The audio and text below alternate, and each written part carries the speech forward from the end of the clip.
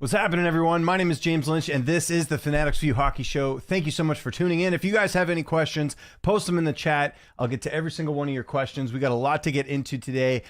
Big interview yesterday dropped in the NHL. Canucks President Jim Rutherford talking to Gary Mason of the Globe and Mail and dropping some absolute bombs. We'll talk about that in a sec. It's hard to ignore. I know we talk a lot of Canucks on here. I try not to do that. I try and talk about everything that's going on in the league, but this was the top story. Basically, I mean, just kind of give you a Coles Notes if you've been living under a rock, basically saying they're open to anything, open to a potential rebuild here with everything that's going on. So we'll get into the quotes on that in a second. Before we get into everything else, make sure you hit that like button, hit the subscribe button, and hit that notification bell. It really helps out this channel big time. I figure we'll start with the Canucks stuff first, and then we'll go into all the action from last night. We'll look ahead to everything that's on the slate tonight, talk about some other news. We had a big trade last week as well. Mikko Rantanen going from the Avalanche to the Carolina Hurricanes, so we can get into that. But let's get to this article. And unfortunately, the Globe and Mail, which is where Gary Mason works for, has a paywall, so I actually can't view the article here. But one of my favorite follows on Twitter here, Buck Foston, you can use the wording however you want on that, but this guy's a great follow, does a good job of sort of outlining everything. So we're going to go through some of the quotes here.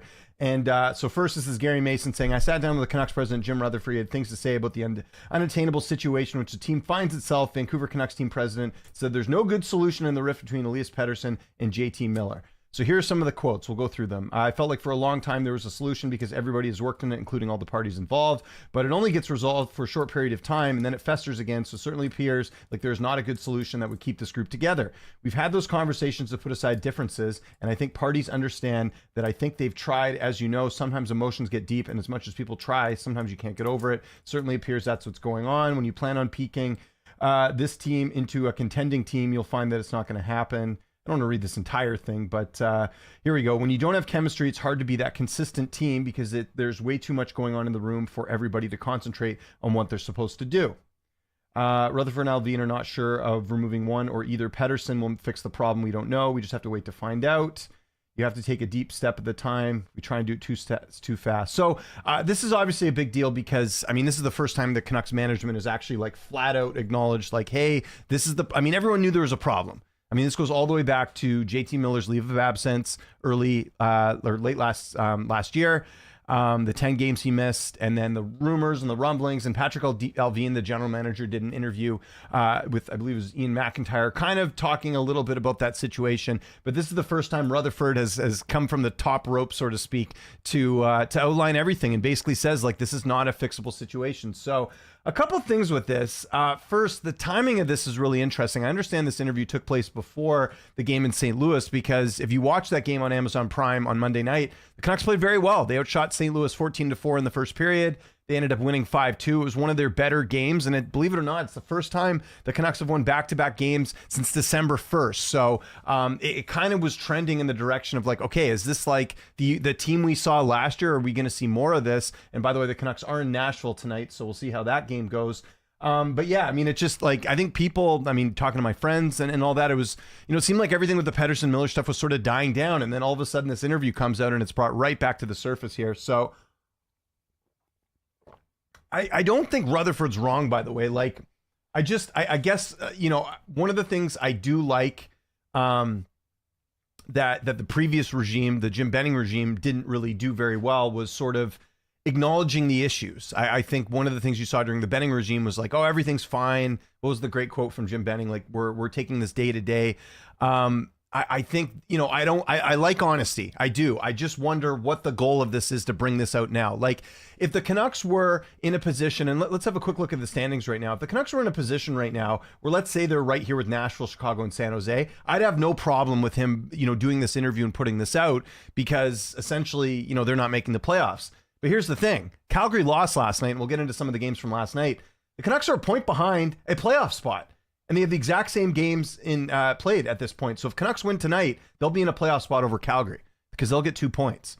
So that's where I kind of now look, like, there's also philosophy where, you know, people are wondering, you know, is it, you know, even if they make the playoffs, is this a team that's going to go on any sort of a run? Probably not. But I do think that, like, getting in the playoffs because you're this close, to me, it's like you might as well try and go for it. Like, if they're in a position where they're really out, like we're talking like 10 points out, and again, we're creeping up to the break here with the Four Nations, I can understand then being like, okay, now's the time to like move things around, but I don't see the point in doing this interview at this very moment. Like, I don't understand the end goal. And one of the things, as much as I think the management group with the Canucks, with Jim Rutherford and Patrick Allvin, has been fairly good overall. Like, I think they've made some good moves. Like, look at, again, signing Kevin Lankinen, Kiefer Sherwood. I think they've made some good moves. They've made some bad moves as well. But I think one of the things during this tenure that has been very poorly handled is the PR.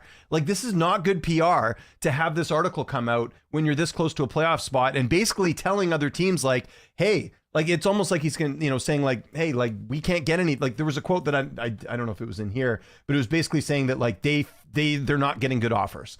Like, basically, they're offering up Pettersson, but then they're getting like a second or third line center in return. So like, you're showing your hand that way too. I don't know. I just like, I wonder, like, as much as I appreciate the honesty and I appreciate this regime being upfront with the fans, because I think that's what you want. One of the things that fans will easily turn on you for is you being disingenuous and not calling it like it is. And I think, management seeing the same thing that a lot of Canucks fans are seeing, and that this is a team that is not built to be a contender right now. But saying that, I just wonder why they did this now. Like, what are you gaining from this? Like, you're not helping, you're tipping your hand to the other teams, basically saying you're not getting good offers. You're telling the players basically that like, hey, anyone can be traded. So that's where I kind of wonder what the solution is. Now, look, if this, a couple of weeks ago or that last game, the game last week, I think it was Edmonton, where, they barely, there was no pushback. They got absolutely creamed. I think that was the Thursday game. I can understand people's frustrations where it's like, yeah, this isn't working. Let's switch everything up. Everything should be on the move. I can understand even if the article came out then, but it's just the fact that they're so close to a playoff spot. It's like, this is a team that hasn't made the playoffs for, I don't know how many years. Like, they made it last year, but I think prior to that, it had been a very long time since the Canucks made the playoffs.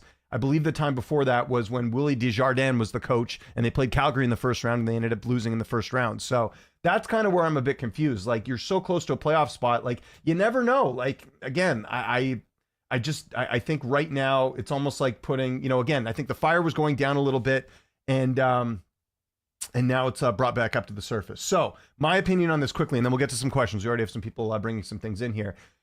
I mean, I honestly think at this point, I think like if Rutherford's saying that you're not getting good offers, then you don't have to trade them. Like, there's no, like, if you trade them now, like if they were in a position where they were like dead last or like close to the bottom of the league, then I'd say, who cares? You're not making the playoffs anyways. But because they're close to making the playoffs, I don't really see the need to like trade one of these players and then, get bad assets in return. That would be worse. That would be worse than where they are right now, is trading one of these players and not getting good value back. Like, I've heard some people mention Dylan Cousins and Bowen Byram for Pettersson. I don't think that's a fair trade, personally.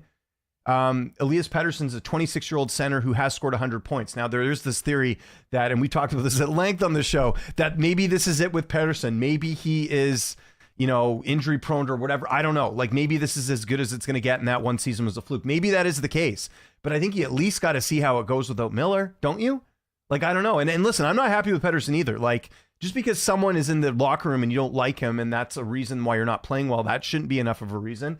If he is injured, which, I mean, apparently, according to the management, from some of the stuff I've read, he doesn't appear to be injured. There is some, talk that maybe he's still dealing with that tendonitis in his knee. I don't know. He certainly doesn't look as explosive as he looked earlier in his career.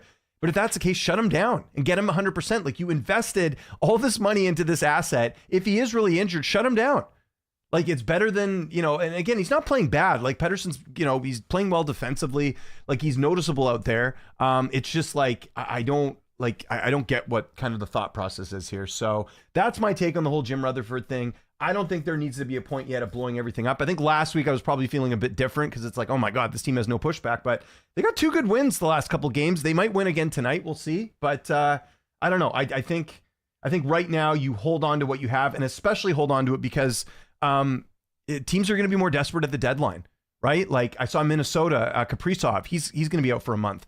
Maybe Minnesota could free up some cap space and get a center. Maybe they're looking at JT Miller or Pettersson or something. So I would wait a bit and see what happens. I don't care. I know Miller's asked for a trade. Who cares? You signed on the dotted line. You wanted to be here for 8 years. Ultimately, and Don Taylor, who's a great broadcaster here in the city of Vancouver, had a great line yesterday that ultimately this is on the players. Like, you guys can't get along and play together. There's this like victim mentality with the Canucks where they can't handle any sort of pressure. It's crazy. You're in a Canadian market. You got a sample of what the fan base can do here last year in the playoffs when the team is behind you, and you're sitting around and sulking because you don't like one of your coworkers. It's crazy to me. So yeah, we'll see how this unfolds. But I think the best course of action right now, if I'm running the team, stand pat, unless you get some offer that blows your socks off. But that doesn't seem like that's happening. So you don't need to trade these players, in my opinion. Okay, let's get to your questions, everyone. I agree with you. Why now? Yeah, I don't get the end game here. Like, I think they need, honestly, Canucks need to get a whole new PR department, because everything's been handled poorly, from the Miller leave of absence, where they didn't give a timeline or anything, and they're like, well, you know, give some sort of clarity there just so people won't speculate. Okay, so there's that. I mean, there's so many things that they've handled badly from a PR perspective this year. I just don't get what the goal is here.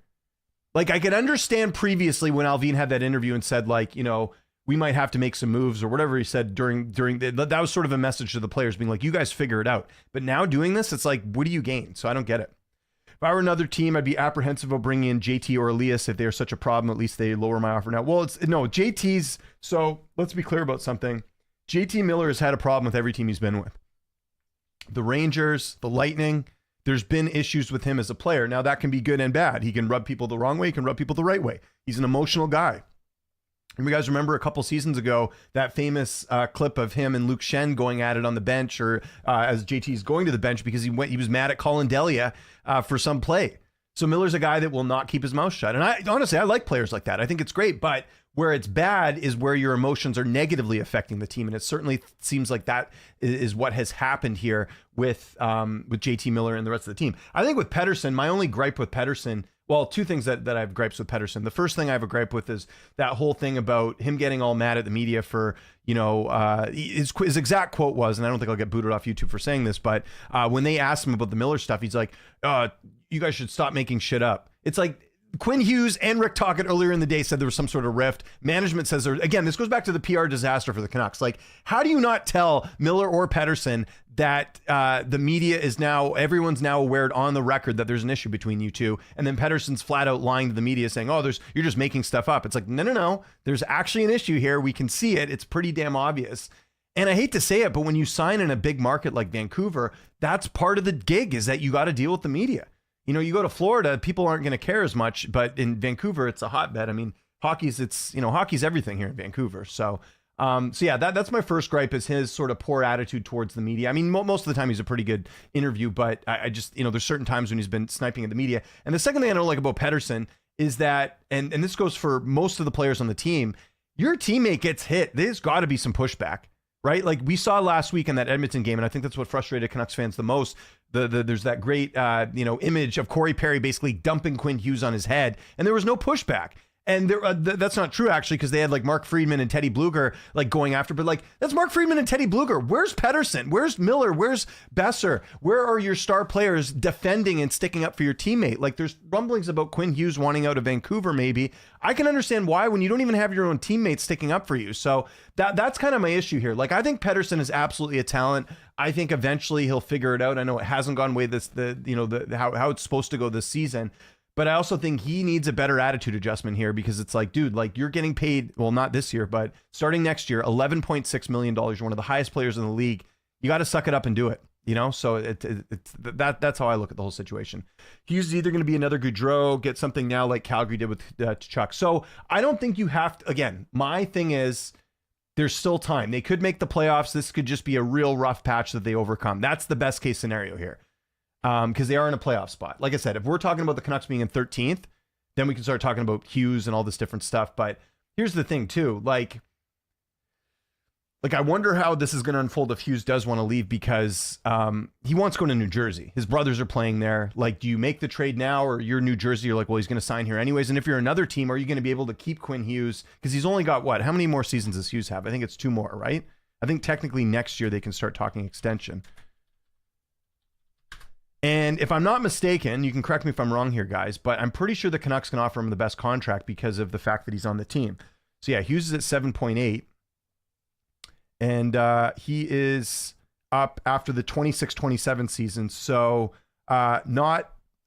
he's got 2 more seasons left, and then he's a UFA in 2027, and he'll be 27 years old. So if I'm the Canucks, man, like you do everything you can to keep Quinn Hughes happy. And I know there's all these people speculating, oh, he's going to go to New Jersey and join his brothers. Like, yeah, that would probably make sense to him, but you can also keep a player happy. You know what solves that? You know what prevents Quinn Hughes from leaving? Winning. So this is a good opportunity now for the Canucks. If I'm the Canucks, I go to Quinn Hughes and be like, what do you want? Because they do listen to him, right? There's that whole story about Quinn Hughes going to management being like, hey, can you sign Kiefer Sherwood? Like, he was a pain in the ass to play against when Nashville was in town, or when we played them in the playoffs. Can you go sign them? And they did. And it's been a great signing. So I would do that. I would make him the highest paid player in the league. Like, Quinn Hughes is, to me, the best player in the league. I think we can have some debates about, Hellebuck or Kucherov or any of these other players, McKinnon, any of these players that are outstanding. But I mean, you look at, if you take Quinn Hughes out of the Canucks lineup, they are with Anaheim and those other teams at the bottom for sure. I mean, look at the game against Washington. That all the offense was Hughes, and he's a defenseman, and he might hit 100 points this year. That's crazy. He is the best player in the league. I will stand firm on that. So yeah, before we start talking about Hughes getting moved and getting assets, I think you only do that if they're really blowing this thing up. If they're going to trade Pettersson and Miller and Besser, we got to remember he's probably out of here too. Then yeah, maybe we start having those conversations. But I think right now you don't give up on a player like Quinn Hughes, or you don't even try and get you would never get the proper assets back for Quinn Hughes. You just wouldn't. To me, he's one of the best players in the league. That's like saying I'm going to get some assets back for Connor McDavid. That's not happening. It's not affiliated with Fanatics, the jersey maker. The show is called Fanatics View, not Fanatics, the jersey maker. Elias is playing okay, certainly not 11.6 worth. No, he's playing like, if you look at the actual stats, he's playing like a third line center, which is not good for $11.6 million. So they got to figure it out. But I do wonder, you get rid of Miller, maybe you give him some time off, you shut him down. Like, again, if Pettersson has any sort of injuries, why are you not shutting him down? JT got 10 days off. Do the same thing with Miller, or with Pettersson.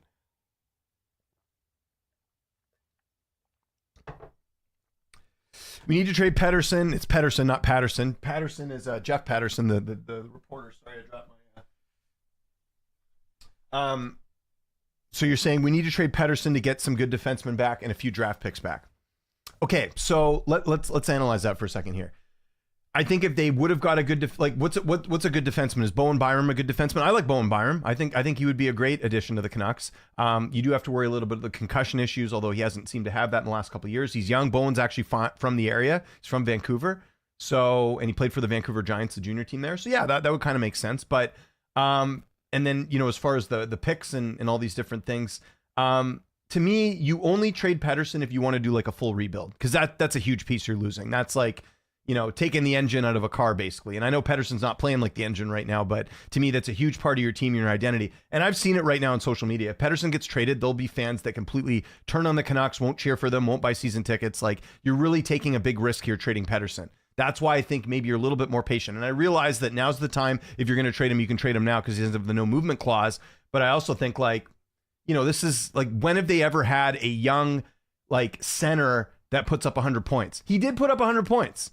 Like, that's the thing. This isn't even like, let's say Pettersson was like a first overall pick or something, and they're wondering if they should trade him, and he hasn't had any success at all, throughout his career. I can understand that. But he's got the 100 points. So what's the issue? I don't know. I don't know what the issue is, but my thing is, you only trade Pettersson if you're really blowing this whole thing up. If you are, then yeah, sure, whatever. We go get picks. But you got to remember, what happened with Buffalo with Jack Eichel? What happened? They did a big trade with Jack Eichel. Jack Eichel gets traded to Vegas. They go win a cup. Buffalo hasn't even made the playoffs since. That's the risk you take. So that's where it gets tricky. I think what people got to remember is, yeah, you want to get something for your players or whatever, or, people are worried that Pettersson's going to end up being like a Jonathan Huberdeau or something, although Huberdeau's having a better season with Calgary. But my thing is, the better move is to get the maximum value you can. And I think right now the maximum value is you keep Pettersson for now. Hughes is amazing Hart Trophy. I completely agree. My problem with the trade JT to make Elias feel better angle is what happens when the next guy comes in with that spicy attitude. I agree, but what I'm saying too is that Miller's not playing well either. That's why you trade him. I don't mind trading one of the players. I think you trade, because let's be honest, it's going to be two players they're trading. Because it's going to be Miller, and Besser's gone too. I haven't heard anything positive whatsoever on re-signing Brock Besser. I've said this before on this show countless times. I don't think you re-sign Brock Besser to a long-term deal, because I don't think his skating is enough to warrant an 8-year deal that's going to pay him probably more than what Miller's getting. So that's where, to me, you trade a Brock Besser because he's UFA next year. Get something for him, and I'm fine with that. And then trade Miller as well. But again, the issue I have with the trading Pettersson thing right now is that, like I said, like you don't want this to turn into a Jack Eichel and you watch another team win a cup. That's where I'm worried about that whole situation. How did the lotto line work so well? These guys had issues with each other. They were winning. Again, they probably did have issues with each other, but they were winning. The one thing I look at too, and some people have speculated about this as well, I wonder if Miller's kind of being to Pettersson, being like, dude, you're making way more money than I am. Miller's making 8, Pettersson's making 11.6, and he's playing worse. So there's probably some of that, some envy, some jealousy, whatever. I don't know. I think that's part of it too. So I don't know. The whole thing is odd in terms of like how the season unfolded. It's just like, and remember, there's been like a bunch of like weird things that have happened this year that have contributed to the Canucks not being so successful. Let's go over some of the lists, okay? Demko not being Demko. Demko played well last year. He played very well last year until the injury. So there were times when, I mean, think about if you're a team and let's say maybe you're not playing so great, but you get a big save, you're still in the game, you can come back, you can win. Demko gave them that all last year. Kevin Lankinen's been awesome. He certainly had games like that for the Canucks. And then that's, I think, again, why Canucks are still in the playoff hunt. Like, Canucks don't have Kevin Lankinen, and they just went with what was looking like Arthur Seelovs, and who's the guy they got from Vegas? I don't even remember his name. He's barely played it all this year. Who's the guy they got from Vegas? I'm drawing a blank. I'll go look at Abbotsford's lineup right now. Yuri Patera, that's the other guy. If they would have gone with them, Canucks are nowhere near where they are right now. Lankinen's a big reason why the Canucks are in the playoff hunt. So again, you had a good Demko last year. Dakota Joshua was very much a big factor for this team last year, right? Big body, could move his size around. He was scoring, and then he obviously has the testicular cancer and has missed most of the season because of that issue. And then he's injured right now. So you're missing Dakota Joshua. The other thing they missed last year was, partway through the year they had Nikita Zadorov, who, look, I don't blame them for moving on from him for the money he wanted. Like, I don't think he's worth the $5 million, but he's also a guy that would stick up for his teammates and showed some of that grit. I think that's part of it too, where, teams were somewhat afraid to go after Zadorov because the guy would just go on a rampage there. So I think you're missing all these key elements. You're also missing some locker room guys like Ian Cole on the back end, who I think were good, guys that had won Stanley Cups that were good in the room. So you had all these things that sort of came together, and then add in JT Miller and Pettersson not playing well. This is why this team's not a contender. But that's the part that sucks, is like, last year, everything went right. This year, everything's gone wrong. Not to mention, Besser was injured for a bit there. You had Miller miss time. Filip Hronek missed time. Like, this has been a very challenging year for the team. But, I think the silver lining here is they're still in playoff position. So, again, honestly, like, even if the Canucks sneak in at 8, I don't see them going on any sort of crazy run. But at least for the fans, you want to watch some playoff hockey. Again, that's sort of how I look at things. I wouldn't let Elias run the team. Habs and Sabres are full of players like Pettersson, i.e. offensively gifted, but when the going isn't tough, no defense or no complete player. Like who? Who on those teams would you say is like that? When is Dakota back? I heard I think he's on this road trip, but I don't know exactly when he's when he's going to be back. Let me actually double check that right now. So I have to have a quick look on that.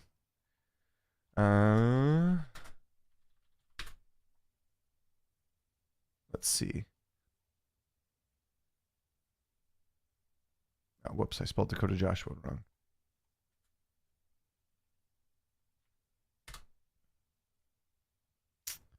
So it appears like,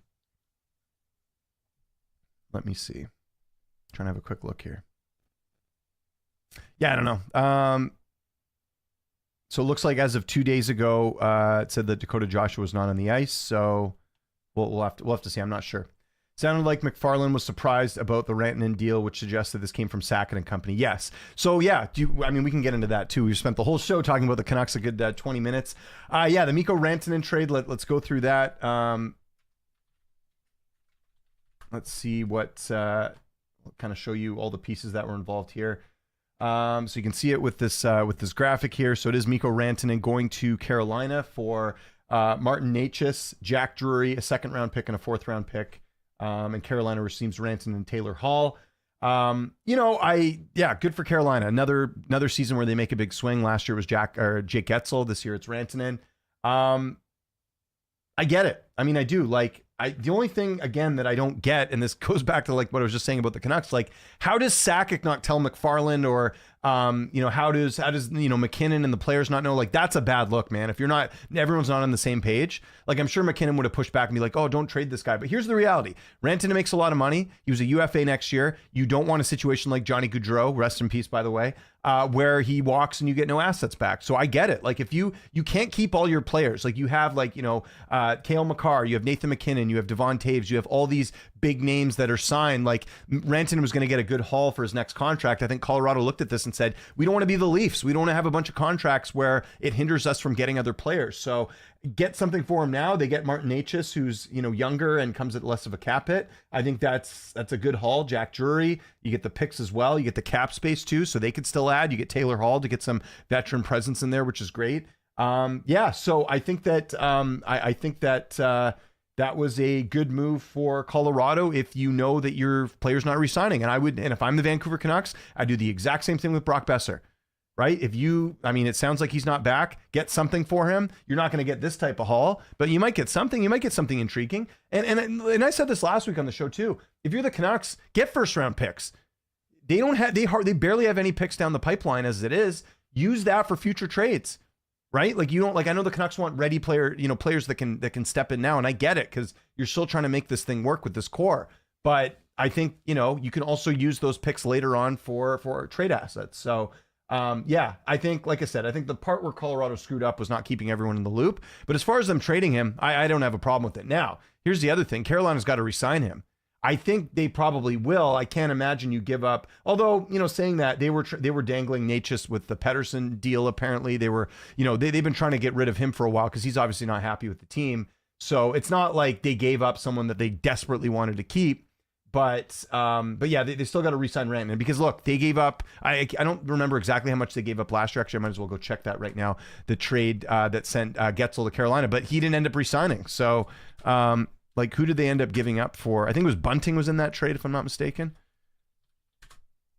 Here we go. Getzel traded to the Hurricanes for it was only 2 draft picks. It was Michael Bunting and a couple prospects. Okay, so not too much. Oh, conditional first round pick in the 2024 draft, conditional 5th round pick in the 24 draft.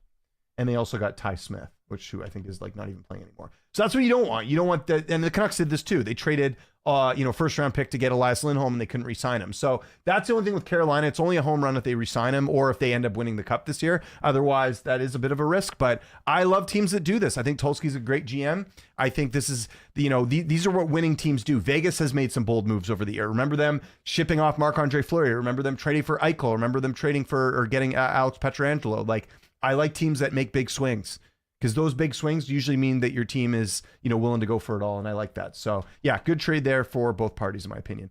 Dakota Joshua returning would be a nice bump to the lineup. I agree. But he has not played well this season. So I think he was playing well before this latest injury, but they need him to be better for sure because he is a big part of this team. Because that's the thing last year I think that people forget is like, there were nights when maybe Miller or Pedersen or Besser or these guys were not performing. You didn't notice it because they were winning.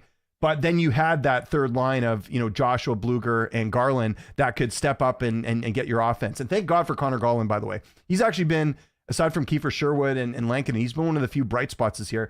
He scored a couple goals the other night. He is very consistent. So he's another guy that, I remember last year they were talking about trading him at the beginning of the season. Garland's a guy you need. He's a guy that has some heart and soul. You need players like that in the locker room. Have Garland, Bluger, Joshua even played together this year? I believe they have, yes. Internal cap applied to Rantanen, but not Cale Makar per Elliott. Oh, interesting. Okay. I have some concerns about Rantanen playing without generational playmaker like McKinnon and vice versa. I'd be worried about McKinnon's production too without Mikko Rantanen as well. But again, I think it. I think that's interesting. So. Big moves in the NHL world. I'm sure we're going to see some more. Like I said, Kaprizov is going to be out for the Wild, so maybe they make a move. Although where are the Wild in the standings right now? By the way, we'll get to the games from last night and the games tonight in just a second here. The Wild, I think, are still like 3rd, aren't they? Where are they? They're 5th. 62 points. Again, not like Canucks are what? They're a little bit behind, but still, like you look at like, you move up a little bit, and even in the top of the West, like other than the Jets have really come on as of late. I think they won again last night, so they're a bit ahead. But you look at this, like Vegas and Edmonton have the same amount of points. Obviously, Edmonton has a game in hand. The Stars aren't that far behind. The Wilds, a couple points behind the Avs. I mean, the Avs are 2 points ahead of the Kings. The Kings are 3 points ahead of the Flames for 8th spot. Like, again, lots up for grabs here, although the Kings got a couple games in hand too. So it's very interesting as to what is going on. Totally speculating here, but I wonder if Rutherford just told the players to throw onus back on the players. Just told the truth to throw the onus. But I think they've already done that. Like, I think you have to imagine they've done that behind the scenes as well. And I'm sure Quinn Hughes has. Like, I mean, Hughes is not a guy that's like unaware of what's going on, right? So do the Canucks mix guys like Zadorov, Lindholm, even though they came in mid-season? Zadorov, yes. Lindholm, no. Lindholm didn't. I mean, people forget Lindholm didn't play that well when he got traded to Vancouver. He only played well in the playoffs, but during the season, there was rumors they were trying to flip him again before the deadline. Do you guys remember that? There was talks of that. So Lindholm wasn't a fit, and I'm glad they didn't re-sign him. I called that. One of the few predictions I got right this year was that Elias Lindholm would not be a first-line center for Boston. And that's proven true. And I saw the Bruins again got smoked last night by the Sabres 7-2. So the Bruins are another team kind of, not doing so great with because the Bruins are supposed to be better this year, right? That was their whole thing. They had this cap space. They're like, hey, we're going to go get Zadorov and Lindholm. And it hasn't worked out. I mean, they're kind of where the Canucks are, to be honest. They're just a team that's, barely hanging on to playoff aspirations at this point. I'm excited to see Natchez with McKinnon. He could flourish. I agree. By the way, another team that I noticed has really floundered a little bit. How about Tampa Bay? I just saw this last night. Tampa Bay are 1-4 in their last 5 fights. This is the MMA brain of mine working hard, but no, they are 1-4 in their last 5 games. That's not good. And you look at the standings right now. Look at this. Tampa Bay's in 8th spot. Tampa Bay has the same points as the Canucks. And who do you think is in more of a panic mode? The Canucks are. No, the Canucks are 1 point behind, but still, look at this. Tampa Bay. Even I think they have the same amount of games played too, right? Tampa Bay is 49-55. Canucks have 49-54. Canucks are 1 point behind the Lightning, but you'd never know it because of the media coverage, right? I don't see anyone really panicking in Tampa Bay. I mean, other than when I just saw that last night. Would you have kept Kuzmenko? No, he was bad defensively, and he hasn't really worked out well with Calgary either. I see there's a couple games he's been healthy scratch. Kuzmenko is a great offensive talent. I thought he did play well with Pettersson. Remember that first season, his PDO was like out of this world. He looked great. That's another misstep by management. Honestly, looking back, they should have traded Kuzmenko when he had that career season this first year in the NHL. They should have flipped him because they could have got some good assets for that.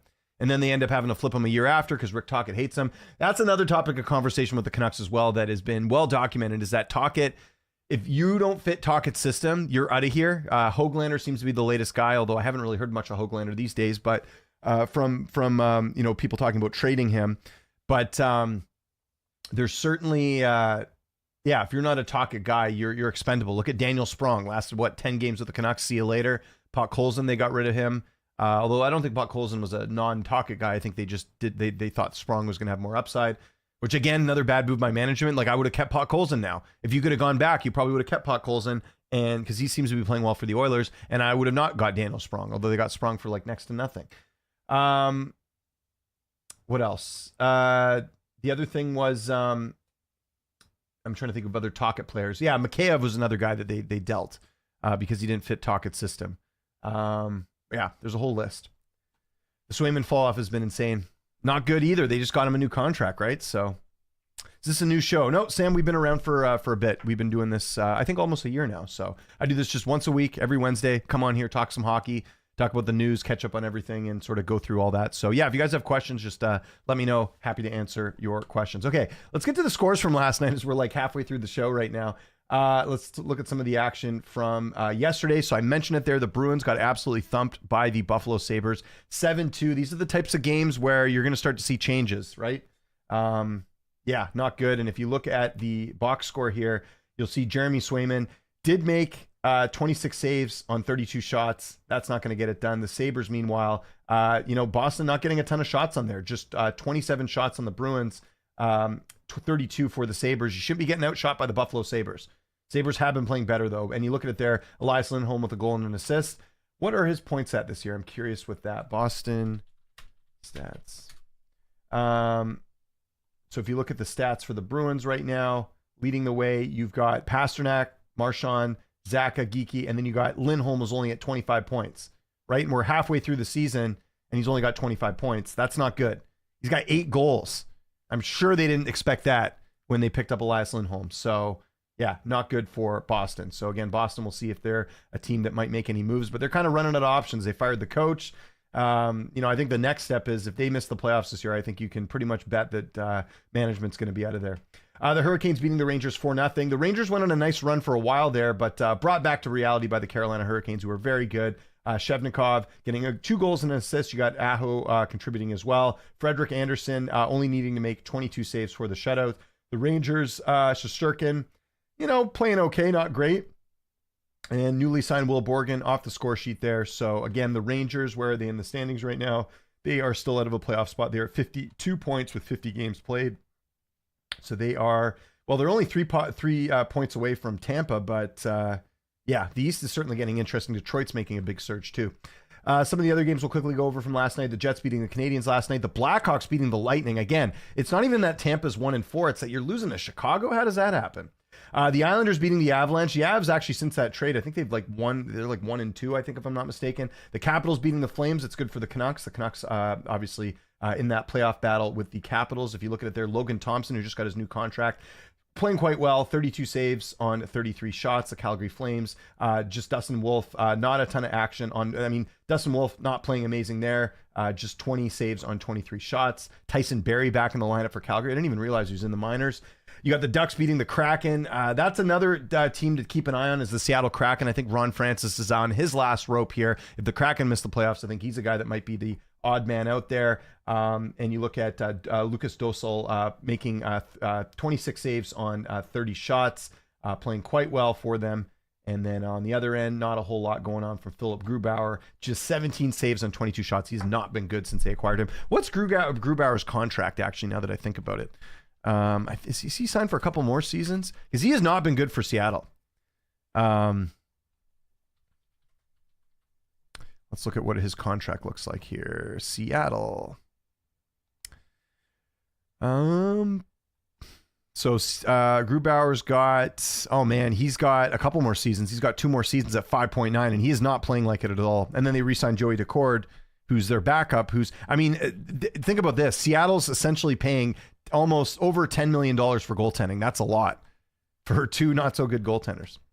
And then, the Stars beating the Golden Knights in overtime. 2 really good teams in the West. Not surprised there. Golden Knights get a point. Stars end up coming through. Looking at the quick box score here, you'll see Jake Ottinger making 25 saves on 28 shots. And on the other end, you got Aiden Hill, 24 saves on 28 shots. Again, 2 really good teams here. You look at those records. Okay, let's look at some of the action for tonight. Let's go over to Bodog and have a look at the odds and have a quick look at what we got on the slate tonight. So just a couple games in the National Hockey League. We got the Kings and the Panthers. We'll see if the Kings are able to, get it done. Obviously, underdogs on the road against the Panthers. I'm liking the Panthers there. You got the Wild and the Leafs. The Wild, again, without Kaprizov. The Leafs at home. You could see the Leafs taking that one. You got the Devils and the Flyers. Devils should win that. Canucks plus money against the Predators. We'll see how that goes. Again, big game here for Vancouver. Can they get 3 in a row, or will they stumble? They have not played Nashville well this season. Remember that first game of the season, it was one of their worst performances, and then they followed it up with another loss to the Predators as well. A much better game, but a game they ultimately lost. I think that was a 3-0 game. And then you got Utah against Pittsburgh. Utah getting a little bit healthier. Utah's another team to keep an eye on as far as the standings, because right now they are with 49 points with 49 games played, but with getting some of their healthier players back, wonder if they can make a push here, because they've got a pretty well-balanced team in terms of everything, but that's a game I'll probably just stay away from. What games, who do you like tonight on the slate? Let me know in the chat. It'd be great to hear your opinions on some of the games that are coming up. Is Lankinen playing tonight? Let's find out. I'm gonna look up the, actually, I'm pretty sure he is. I see the Nashville lines for tonight. By the way, the Rangers only managed 3 shots in the third period last night, so that's not good either. Let's see.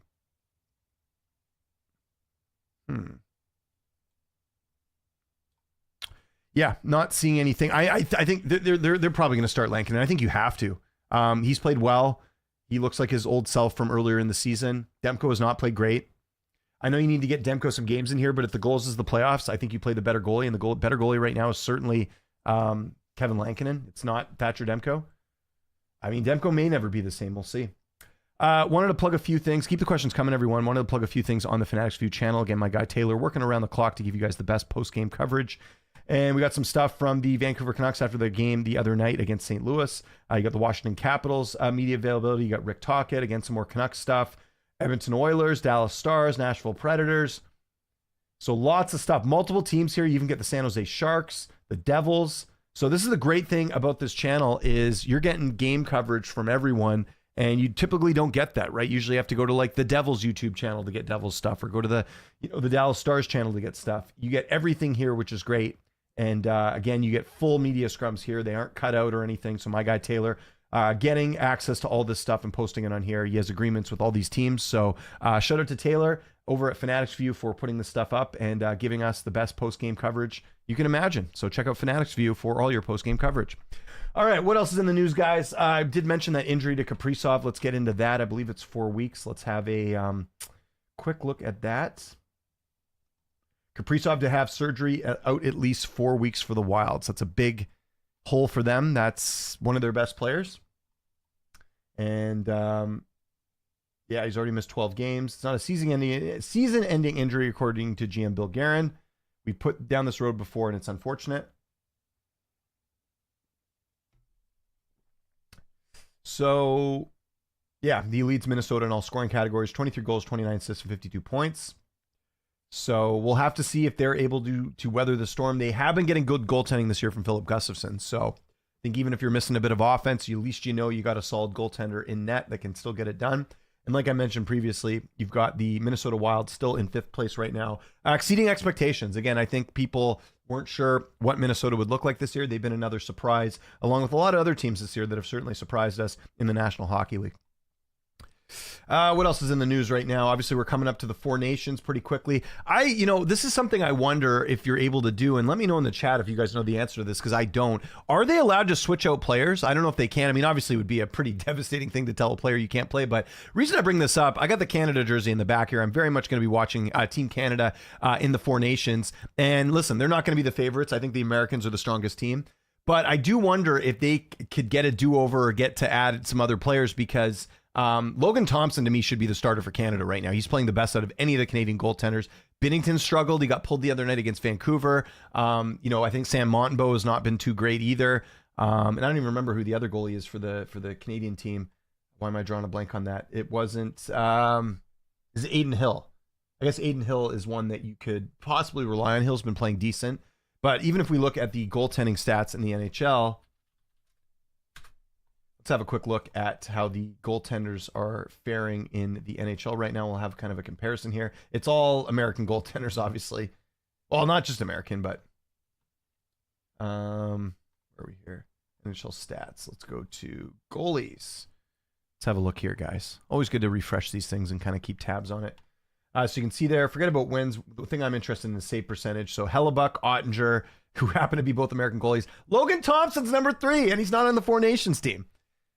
Can they change it? I wonder if that's something they could do. Could they not just like slide, Jordan Binnington something and say like, hey man, like, can you just pretend you're injured and we can get Logan Thompson here? Because he should be in here. He's got that new contract. He's been playing great. Then you got Markstrom, Bobrovsky, Vasilevsky. Then you got Hill. So Hill's playing okay. And you got Gustafsson down here as well. So, and look at Kevin Lankinen in 12th right now. Save percentage as far as goals against average. Well, yeah, it's hard to say. Wow, some guy's got a 7-point goals against average? That's nuts.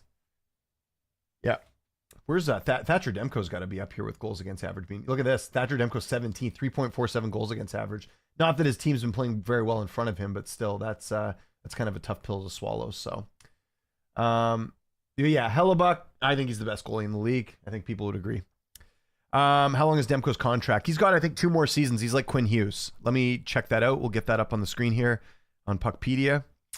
So a lot of decisions for Vancouver. That's why this year's very interesting for the team. Because if you're looking at it here, you got Pettersson and that 11.6 kicking in.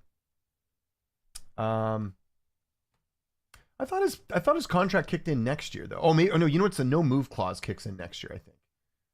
Because I thought his 11.6 didn't kick in until next year. Anyways, doesn't matter. And then you've got where's Demko? Yeah, he's got this season and the next season. and then that's it.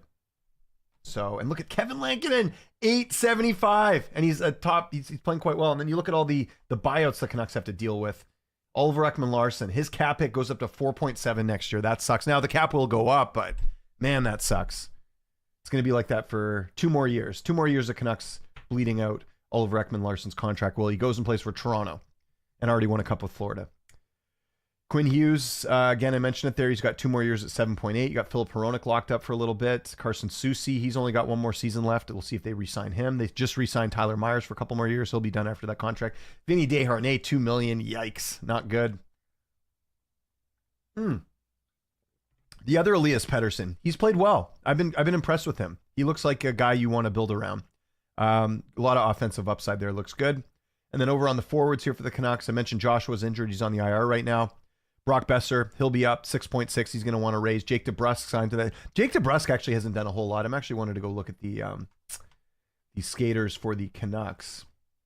And how is Jake DeBrusk doing? I feel like he's not really making much noise, but I don't think he's terrible either. Yeah, so he's at 30 points. He's a -4. 17 goals, though. Can you believe Jake DeBrusk has 17 goals? Elias Lindholm has 8. You wonder if maybe they should have kept Jake DeBrusk. I don't know. Yeah, and as much flack that Pettersson's getting, he's got 11 goals. That's still more than Miller, which is nuts. Miller's got 25 assists, though. So, yeah, and you look at a lot of minuses here. Quinn Hughes is +13. That's incredible. He's one of the few guys, him and Filip Hronek, because they obviously play together. Carson Soucy's -13. So you can kind of get an idea of where players are performing. But yeah, interesting. Garland's got another year left at 4.9. He might want to raise. Danton Heinen, they got him for another season. Teddy Bluger. Kiefer Sherwood, another good bargain deal, 1.5. He'll get a raise.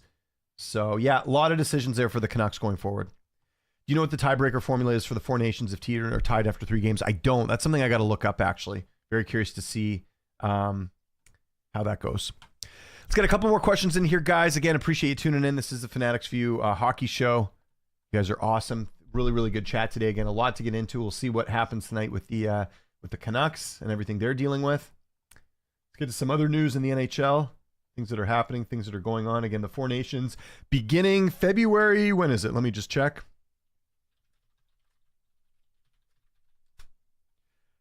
Starts off February 12th to the 20th. So we're coming up here in a few weeks. That'll be fun. I'm looking forward to it. There's not been international competition in a while for hockey. Sucks that Russia's not in there. They absolutely should be. It's crazy that we're not going to see an Alex Ovechkin in there, but I'm pumped. I'm not pumped to see Canada lose, but you never know. These tournaments are always tricky, so we will see. We will see.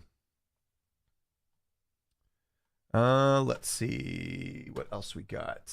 Let's look at some other games that are coming up here on the docket here for the rest of the week. We'll kind of close out with that, and then if you have any more questions, we can get to them, guys. Again, appreciate you tuning in. So yeah, tomorrow a ton of games, Jets and Bruins. We'll see if the Bruins can rebound. The Jets are red hot right now. You got the Capitals and Senators. Capitals maybe can get back-to-back wins there. Blackhawks, can they pull out magic again? Can they get another upset over a big Eastern Conference team in the Carolina Hurricanes? The Wild and Canadians, we'll see how the Wild look without Kaprizov. Kings and Lightning will be a good tilt. Islanders and Flyers, big game in the Eastern Conference. Red Wings and Oilers, again, the Red Wings have been playing a lot better. I believe that's Todd McClellan's return game to Edmonton, although I guess he was last with the Kings, but he did coach Edmonton a couple seasons ago. You got the Ducks and Flames, Blue Jackets and Golden Knights, and the Sharks and the Kraken on Friday. Predators, Sabres, Canucks in Dallas against the Stars. My guy Taylor actually going to be at that game, so we'll see if actually reminds me, I got to tell him something about that game.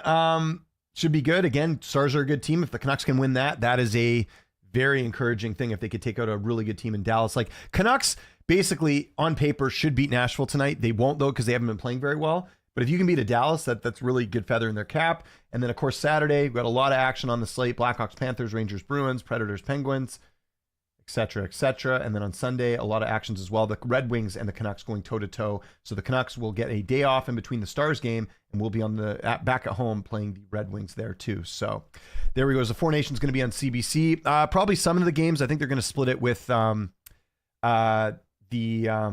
probably Sportsnet and CBC, like they usually do with all their hockey stuff, would be my guess. All right, guys, really good show today. I'll be back next Wednesday. Appreciate you guys tuning in here. Again, any comments, feedback, anything you guys want, hit me up on Twitter. It is @LynchOnSports. My name is James Lynch. Thanks so much for watching, guys. Remember to hit that like button, hit the subscribe button, hit that notification bell. I'll talk to you guys soon, and take care.